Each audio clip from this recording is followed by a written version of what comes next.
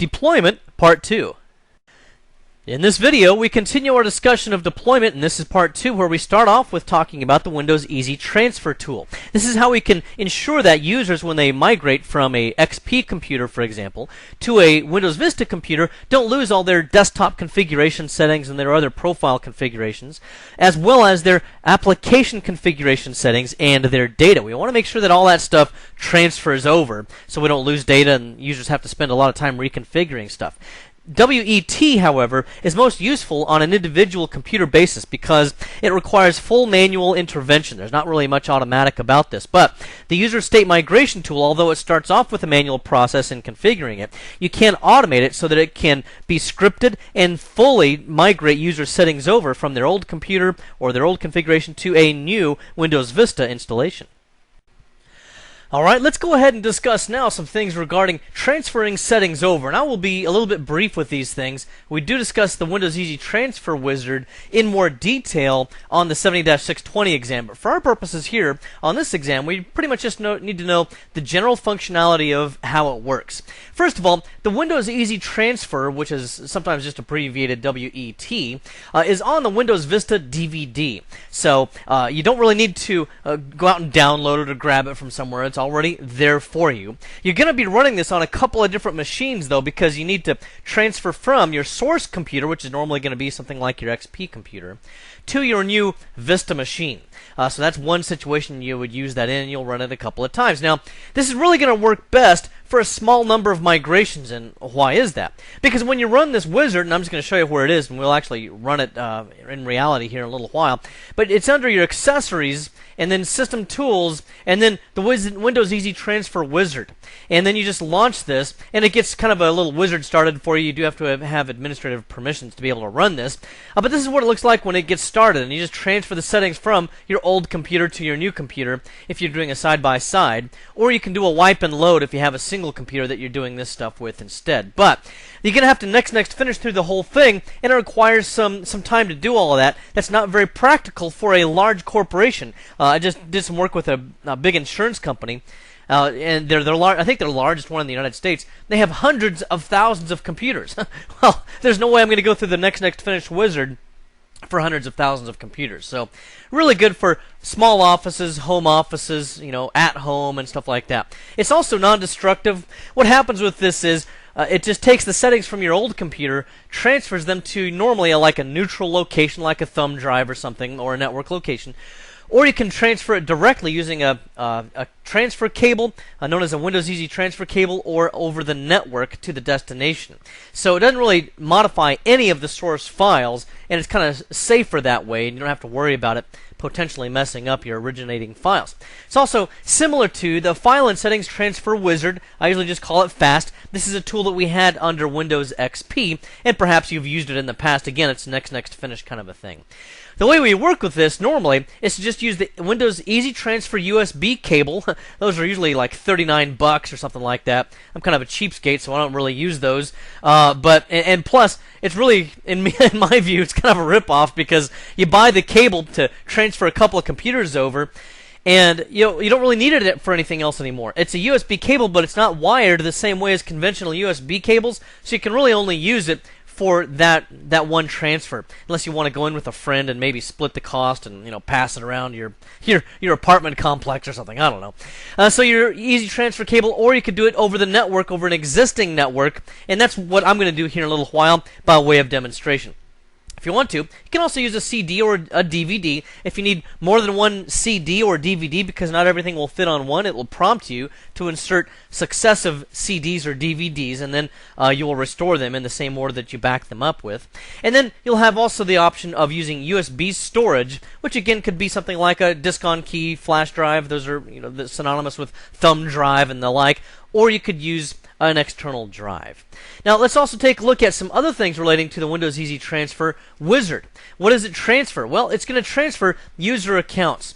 It's going to transfer all of the settings for user accounts, and it kind of specializes really actually in local accounts, because although the Microsoft documentation doesn't really say this per se, it's kind of a given that it doesn't really transfer domain accounts because they're not located on local computers like XP or Vista computers. They're located in Active Directory. But if you do have Active Directory accounts you want to transfer over, you really don't transfer that account itself. You transfer the settings that comprise that account. In other words, the profile. It also includes the files. Now, here's something to be aware of. The files that it transfers here that you can see I've written out, it'll do that and the user data for Vista. However, for Windows 2000, it is not capable of transferring user accounts or user settings of any kind. Windows 2000 will only transfer the files, and I'll put that out here. Windows 2000 only file settings, not any of these other things that we're looking at. So you can see your data, music, and so forth, and then also additional settings such as application configuration settings. Now, I'm not going to elaborate too much on exactly which applications it's compatible with transferring over because I'll point you to a document that you can use instead. Here, if you look on your computer, your Vista computer, go to the Windows directory, System32 MigWiz, or the Migration Wizard, and there's a Mig app file here, and if you right-click and choose Edit, it shows it to you here in Notepad, and here's where it will identify the various applications. For example, the Adobe Creative Suite, which includes Photoshop and Photoshop CS and so forth, Office 2000, where I'm going to show you a demonstration here in a little while, Office 2003, and there are also just things like, I think QuickTime is in here somewhere and so forth. So there's probably, 50 applications or so in here that it will transfer over, but there are several applications, of course, of the many thousands that are out there that it will not transfer, so you may have to test this in advance or just take your chances with it. Also, it will transfer over your Internet Explorer settings. Now, there's some things that are not transferred here as well, one thing in particular, and that is your password settings. So if you have a local account, and that's why I put locally in here, that's very important to know about. If you have a local account with a password of, Coca-Cola, then you transfer the user account over to your new computer from your XP one. Well, it's not going to have that new password. In fact, it'll prompt you to set a password for that transferred account. Again, this is only relative to local accounts because, after all, domain-based accounts don't exist on those machines anyway. They exist in Active Directory where the password is configured. And then you can start this from the destination or the source. It depends on whether you want to do a side-by-side, which I described earlier, or a wipe and load. I'm going to show you a side-by-side where I have two computers going on, an existing XP computer and a new Windows Vista computer, and I'm going to transfer the settings from XP to Vista. You can also do, again, a wipe and load, which is where you will take the settings off of an XP computer, save them to an intermediate location, wipe out the hard drive, and then install Vista, and then take the settings back from your intermediate location and restore them to your new Vista installation. This is what's going to be emphasized on the 70-622 exam to some degree. The Windows other tools that we'll have here will be the User State Migration tool. It also has some emphasis as well, but the Windows Easy Transfer is probably more of an emphasis. So now let's briefly address how I'm going to actually make this migration. First of all, let me go to an XP client. You'll see here that I've got a DC Nugget 1. That's my server. We're not going to really look at that in particular, other than to show you that I've created a share here for my Windows Easy Transfer files. And this is going to contain my migration wizard and everything like that. In fact, I'm going to actually delete those so that we can start from scratch. But we're going to have some files in there that's going to appear in a little while. And then we'll also have our source computer, which is XP Client 01, and our destination computer, which is Vista Client 01. So for my XP client, notice that I have a couple of shortcuts on the desktop. Both of these will not transfer over to Windows Vista, and we'll see that as we go. The reason why is because in Windows Vista there is a solitaire game, but the shortcut does not point to the same file. Under XP and 2000, the shortcut there is sol.exe. Under Windows Vista, the shortcut is the word solitaire.exe, and they're also in different file locations. But Notepad exactly matches in both locations, so we'll see that that shortcut will transfer over. Also, we can see here that I do have Microsoft Office Word 2003 installed. And what I'm going to do is just make a couple of quick configuration changes so that we can see some different ways of configuring this and so forth. And we'll see that the toolbars that I choose, for example, will transfer over to the destination computer when we're done. So I'll go to, let's say, put in some reviewing tools, some picture tools that I think appear at the bottom. Oh, actually, they appear right there. I'll just drag those up here as well. I'll just put a bunch of stuff on here just so that we can have a visual visual clue that there's a number of different things that are going on with all of this. Okay, a number of different things that will transfer over. Also, let's take a look at some spelling and grammar settings under our options, and we'll see that if I go to spelling and grammar, then I have some custom dictionaries here, and then I have, in addition to the default dictionary, I have a Klingon English dictionary. I just thought I'd put that in there because, after all, it's very important for people to spell those words properly. So I'm going to click on Modify, and you'll see that I have a bunch of different Klingon words in here. And by the way, if you're familiar with the Klingon language, I mean no offense by putting these words in here, because some of these are profanities, I think, and insults and stuff like that. I think this one right here, for example, means that you're like slime or other words that I can't say on a recorded video. But anyway, there's some stuff in there that we'll just okay here for now. And we'll then confirm that I can now spell Klingon words correctly. HOH, I think, was one of the words, but it does show that I still have other words that could be misspelled, just random words here, with a red squiggly underline. So we've correctly done that now. Now let me go ahead and save this. Now I'll just click on Save, and I'll call this my Klingon words. Klingon word. Okay.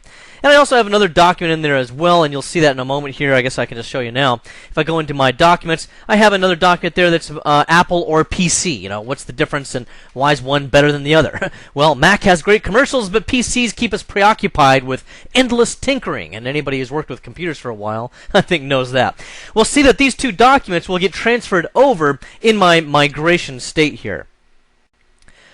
So now then, here I've gone to my Windows Vista computer, and this is where you actually start the Windows File and Settings Transfer Wizard. You do not do this on the XP computer. To me, that seems a little backwards, but that's how it's done, especially if you're doing a side-by-side installation. And incidentally, anytime you see a user account control from this point forward, I'm going to assume that you know what that is, and I'm just going to click on Continue past it, and we'll ignore those from this point forward. But we'll go ahead and choose the Windows Easy Transfer Wizard to click on Next. After we see the introduction screen, I want to start a new transfer, and I want to specify that I'm currently using my new computer. And then I say, do I have an easy transfer cable? No, because I didn't want to transfer $29 out of my wallet into some other person's wallet. So I'm going to choose one of these other options, which is a CD, DVD, USB, or network location. And then it kind of interrupts the whole process and says, hey, wait a minute, are you really ready to transfer all of this stuff? Because you have to first make sure that your XP computer also has the Windows Easy Transfer file software on it. It doesn't have it on it because I didn't install it. It's not running Windows Vista. You can, by the way, transfer settings from Windows Vista to another Windows Vista computer. Maybe if you wanted to transfer your desktop settings to your laptop, for example. But in my case, I need to install it now on that XP computer.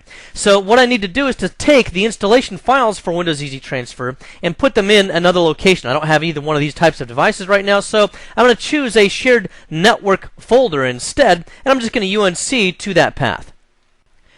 And then here where I choose where that network location is, I can UNC path it in here, or if I'm lazy like I am right now, I'll just click my way through network places, and I'll enter in credentials. Now, the reason why I'm going to enter in credentials here is because I'm currently logged on with local administrator privileges. I'm not logging on using a domain account, even though this computer is a member of a domain, and I'll explain that here in just a little while.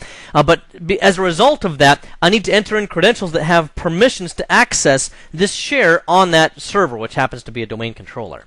So I'll just use my trainer account, and I'll just remember the password.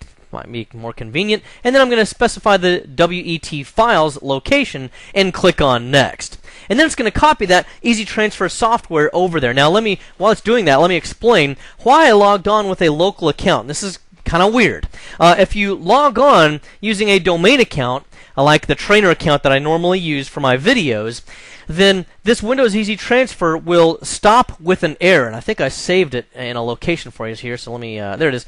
It'll stop you in the transfer from the XP side with this message. Windows Easy Transfer cannot connect to the other computer for the following reasons.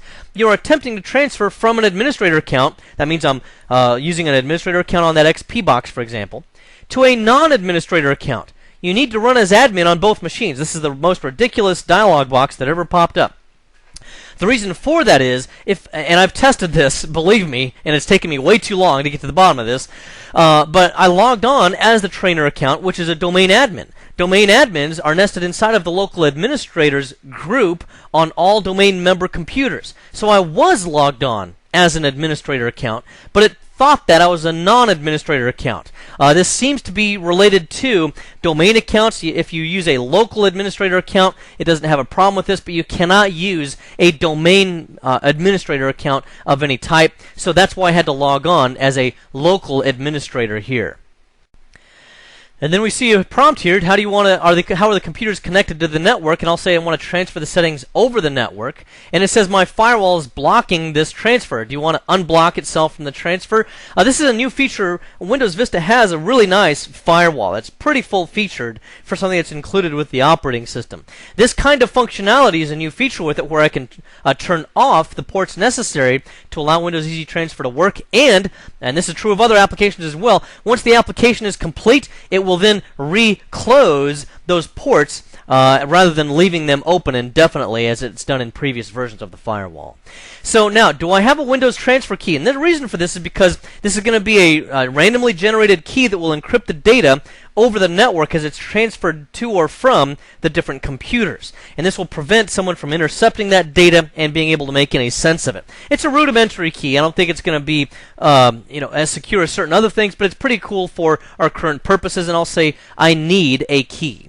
Now, if I was to do something like transfer this using a CD or something like that, then I might have to enter in a password instead. In our case, I don't really need to make a note of this transfer key because it's going to automatically be entered from the old computer side of things. And that's what it tells you right here. Go to your old computer and start Windows Easy Transfer. So I'll go ahead and do that on the XP system.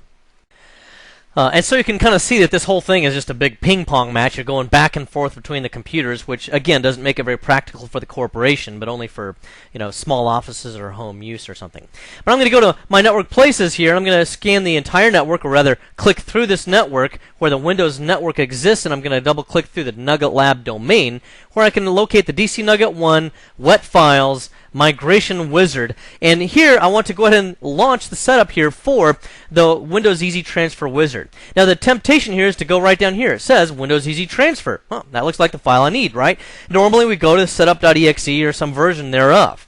In this case, I could do that, but I would have to do some manual configuration in the wizard, whereas if I scroll down just a little, I see that there's this migration wizard.exe item. This is the tool that I really want to use here because it will pre-configure some of the items for me. It was kind of custom configured when I ran this Windows Easy Transfer wizard from the Vista computer. It copied all those files to the share, and it kind of pre-packaged these files for me to run, and it automatically includes certain information so I don't have to enter it in manually, such as, by the way, that network key. And then after a moment, this wizard goes ahead and gets started here, and it asks me how I want to transfer all of this. And I want to transfer directly using a network connection. I could copy to and from a network location. And by the way, let me pause here for just a side note. This is not an exam issue, but something to know about. Remember I said earlier that if I logged on to my Vista computer with a domain membership account that was in the domain, that it would not properly complete the wizard, and it would give me the error message that I showed you a screenshot of. I can log on using a domain-based account if I choose to copy to and from a network location. This would work with a domain account. In our case, I'm going to just use a direct network location where I'm going to transfer directly from one computer to the next without an intermediary location. And when this is the case, I need to use a local administrator account on my Vista computer, and I'm going to click on that item. Here again, the firewall is blocking settings. I'll unblock it for our purposes, and I do already have a key here, which is, again, this is where it pre-fills in this for me. I don't have to memorize it or write it down somewhere, because since I used that second executable that I showed you, it's already kind of packaged in there, and I don't have to memorize stuff. Then it asks me what I want to transfer to my new computer. And then here we need to decide what we want to transfer to our new computer. Now, the easiest way would just to do the recommended setting, which of course transfers all user accounts, files, and settings. And that's how I usually do it because I'm lazy and I don't want to have to pick through all the individual files. But in your case, I'm going to go ahead and show you the hard way, the advanced options, just so that you can see some of the other available options that are there for you. And you better appreciate the extra work I'm going through, and I expect lots of Christmas presents and things like that. I'm just kidding. Anyway, we have here some different options that we can pick through. For example, maybe I've got a bunch of music that I don't particularly care about, or there's old digital photographs that nobody cares about, or something else that might take up a lot of space. I can just kind of clear those settings. Or I don't really care about the administrator account. I just want this one user account here, for example. So then you see that there's system programs and settings, and there's certain Windows settings, application settings. We'll see here Office 2003, for example, and this shows you some of the settings that we have for this. So you get the idea. There's a number of different things there. If there's something that does not appear in any of these locations, I can add files or select additional drives, or I can I can deselect files in other locations. For example, I don't want additional folders on drive C. It's probably going to be a little bit larger than I want. I really just want, in my case, a little bit of data and anything that's related to this trainer application, trainer profile, and the documents that we saw in there earlier. And then we can say the user account on the old computer, in other words, the one we're looking at right now, remember this is my XP old computer, I want to correlate that to a different account on my new computer. So I can just enter in the same exact account if I want to, nugget lab / trainer, and we'll just do it that way. If I create a new account and the password is not transferred to the new computer, again, I'll be prompted to create a new account the first time. So I'll go ahead and hit next, and then we'll go ahead and let it do its job. Now, also in this case, remember that I told it to deposit these settings into a domain-based account, Nugget Lab Trainer. So in this case, I don't really need to create a password for it because, again, it exists in Active Directory. But if it were a new local account, then again, I would have to create a password for it. So I'm ready to transfer the files and settings to my new computer, and it's already been done here now, so I'll just click on Close, and that's the end of it for the wizard on the XP client. Now let's go ahead and go to my Vista client, and we see that it's still pulling in some of the settings. What it does is it copies a certain file that retains all these settings, a .mig file, and then it will pull those settings out of that file on my Windows Vista client here. And then once it's done, we see that the transfer is complete, and here's all of the stuff that it transferred over. And you might be looking at this and saying, hey, wait a minute, I thought you only transferred one file, or two files, those Word documents. Well, 59 files is what it actually includes when it includes everything that was in the profile. Now, if you're really particular like me and you're really a geekazoid, then you can show everything that was transferred, just because I have to know. I don't want to be left out of the picture on anything here. So I can scroll down and see all of the registry settings that were included, and you can see some of them right here and so forth. And you can save or print that out if you want to. Now, let's go ahead and close this and log off, because it does require a log off in order to be able to load the settings.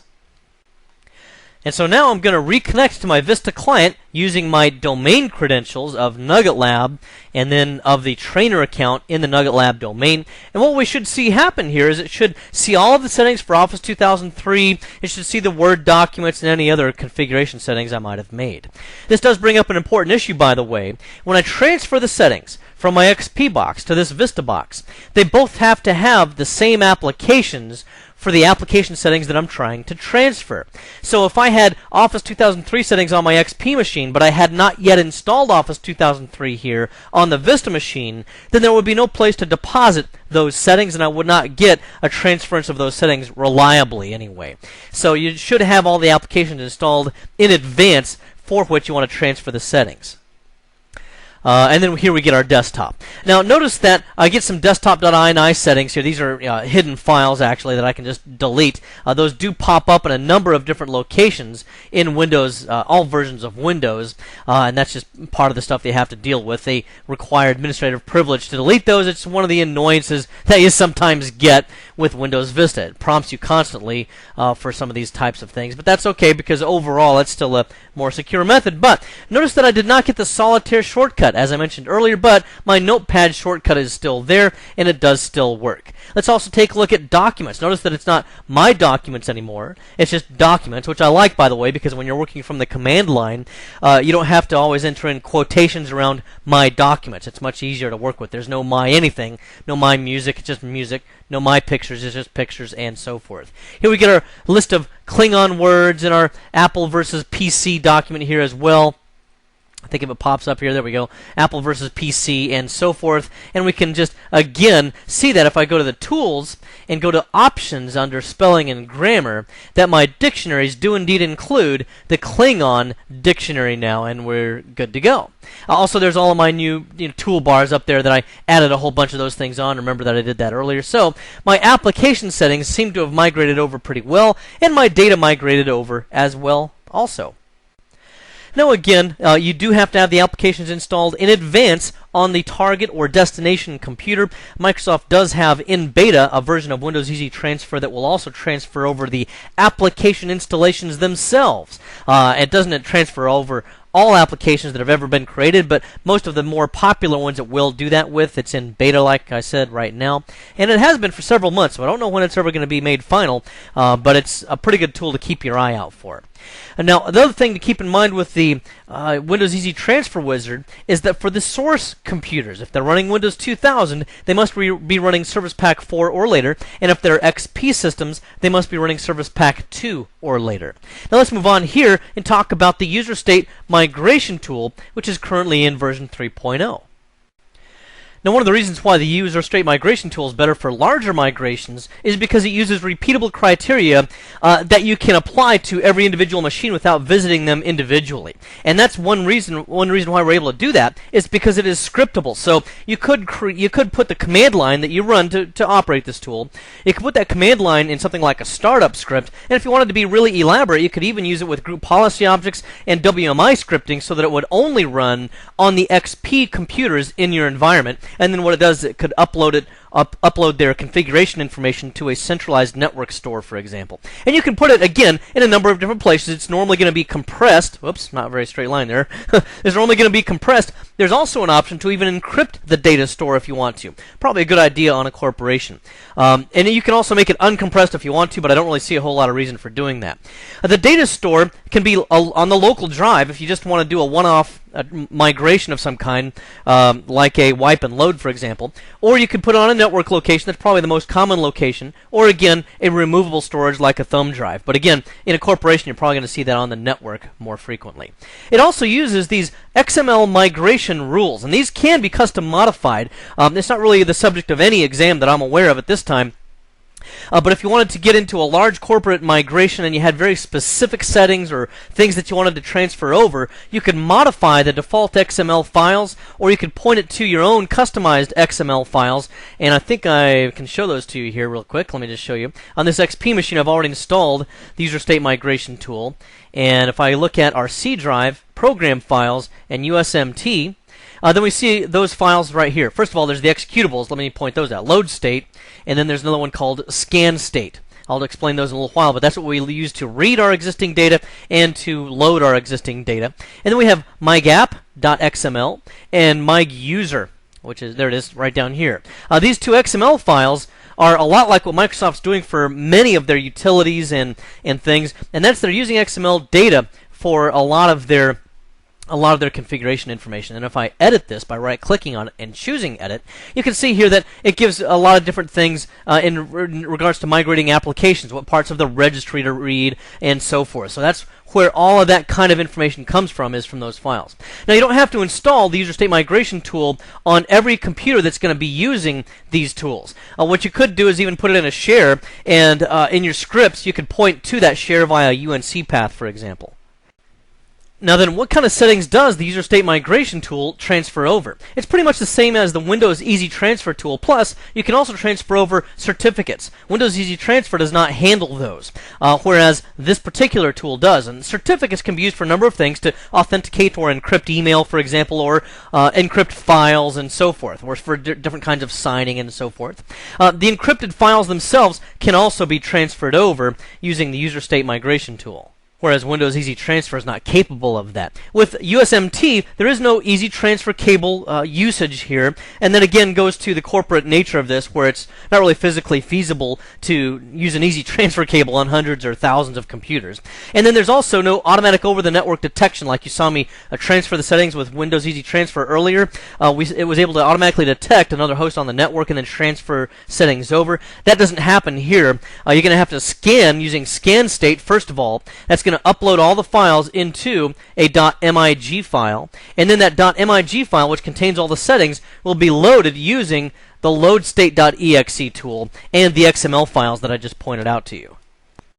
Now, before we go about using scan state to scan the state of the XP machine, and again transfer those settings in the profile settings and the application settings to this Vista machine, let me point out here that I have reverted this back to a previous point in time where, using the Windows Easy Transfer Wizard, I had put some shortcuts on the desktop here and configured Microsoft Word and so forth and added some applications. We see now there are no shortcuts on the desktop, there are no documents here, and if I go back into Microsoft Word, we'll once again see that we don't have our custom toolbars, and we also do not have our options here under spelling and grammar for the Klingon custom dictionary. And I'm going very quickly through all this because you saw me do it already in the past, and you know how I got from point A to B there, but I just wanted to show you that here, and then at the end of this demonstration we'll see that it restores all of those settings here from the XP machine to this Vista client in much the same way that we used for the Windows Easy Transfer, only it's a better method for the corporation. So here we have our Windows XP client, and this has the same settings. This is, in fact, the same computer that we used to transfer the settings for the Windows Easy Transfer. You'll just take my word for it. It has the same, Word document settings for the Klingon dictionary and the same toolbars and all that. I haven't changed anything here. And now what I want to do is I have installed USMT over here, but I don't really have to. I just did for convenience sake. But what I'm going to do is run a command line right here. I'm just going to point it to Program Files, User State Migration Tool. It's version 3.01. That's why they're 301. Scan state, and then I point it to a UNC share. So I have shared this folder on DC Nugget 1, which is my server.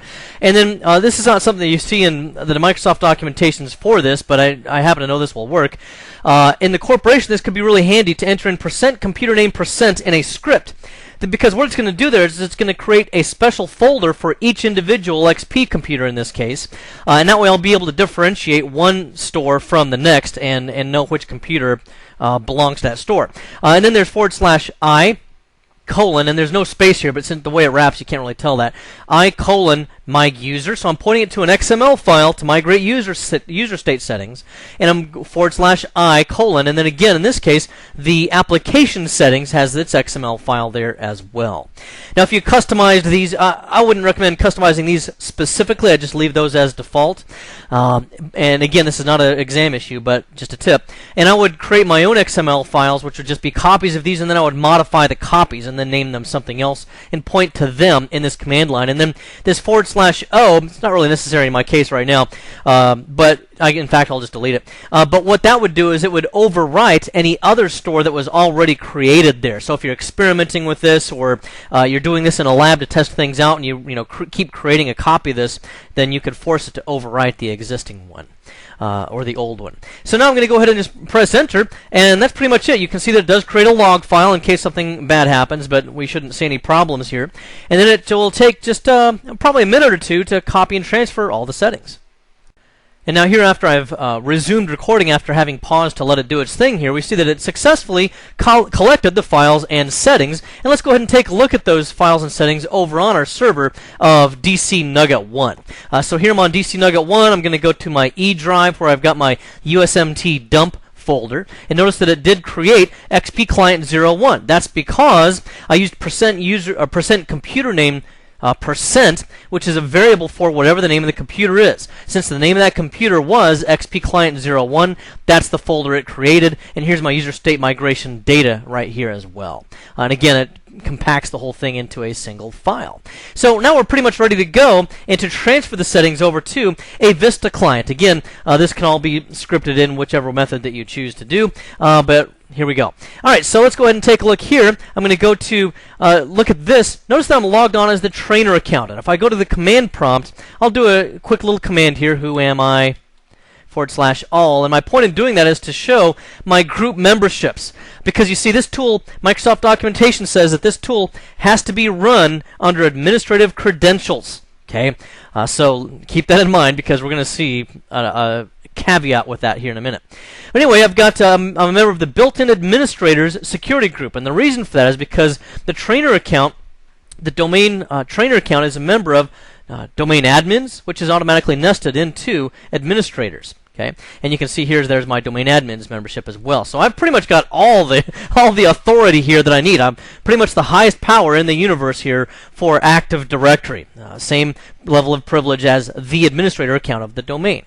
Now, once I've gotten to that, let me clear the screen here. Then I'm going to go ahead and enter in the command to go ahead and retrieve the settings for the user state migration tool that were put out into that MIG file. And so then here I've entered in the command that I'll need to load the state for this particular computer and for the settings that I'm interested in.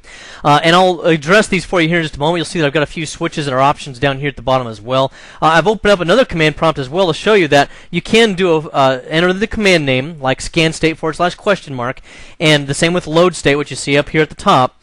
And it will show you all of the various options that you can use. Okay. Now, with many Microsoft exams, you really only need to know some key options or commands or switches for these types of things. I will tell you that for this exam, you're better off to memorize all the switches for that. I hate to tell you that because, I hate to memorize things myself, and usually if I can't remember something, it takes me just moments to look it up in, whatever, online help or something. So I don't usually memorize that stuff, but for the exam, you're not going to be able to look up online help. So you will probably need to memorize those various options. Now let's address some of these things that we've got in here. I'm pointing it to C:\program files. Again, I've installed the user state migration tool on my Vista box here as well, but I could have pointed it to a UNC. Again, there's my quotation marks. And then I'm pointing it to the share that was created earlier, XP Client 01 /UE. And that means to exclude a user or user exclude. Who do I want to exclude? This is the domain, which is a wildcard for everything. So I'm excluding all domains and all users. Okay, that's what that is. And then the reason why I did this is because I really only want to import one user's settings, and that's my Nugget Lab trainer. So first I exclude everybody, okay, and then I say that I want to include only this one account. So user include, and you can see the account there, and then there's my XML files as well. Now if you wanted to be really fancy and esoteric with this, you could export with one set of XML files, and if you had some very granular reasons for importing only specific user settings out of what you'd exported previously, you could customize different XML files to import than you use to export. Okay, I'm just telling you that it's possible. Seems kind of convoluted, but there's a lot of different things you can do with this.